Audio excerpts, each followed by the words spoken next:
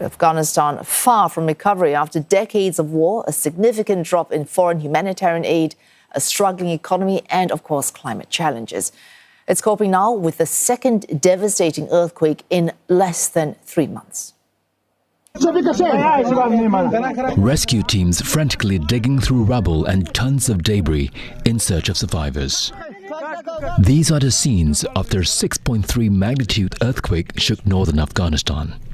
One of the holiest sites in the country, Mazar-e-Sharif's Blue Mosque, dating back to the 15th century, damaged. One of its minarets scattered in pieces on the ground. The USGS records the epicenter near Mazar-e-Sharif. زلزله حالی ساعت 1 بجه شروع شده بود. بسیار تکان شدید داد که حتی ما دروازه را باز کردن نتونستیم. 3 پیره همین قلفه که دروازه را که باز میکردیم ما را گرفت و طرف انداخت. دیگه حدودی 15 ثانیه خوب تکان شدید داد. دیگه برآمدیم که بیرون خاک است، چنگ است، هیچ معلوم نمیشد. یک والده ما اینجا زیر چوب دستک شده بود، دیگه یک برادر ماده بود زیر مانده بود. با کمک همین اهالی قریه، جوانای همین شهر منطقه ما همون را نجات دادیم. فضل خدا در شفاخانه است.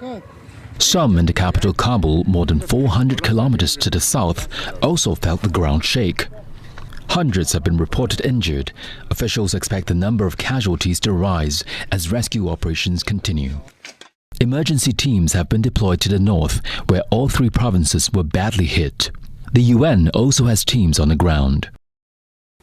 This is not the first major tremor to hit the country. Afghanistan lies between 2 active faults that make it vulnerable to devastating quakes. Back in August, a magnitude 6 trembler struck the east near its border with Pakistan, leaving more than 2,000 dead.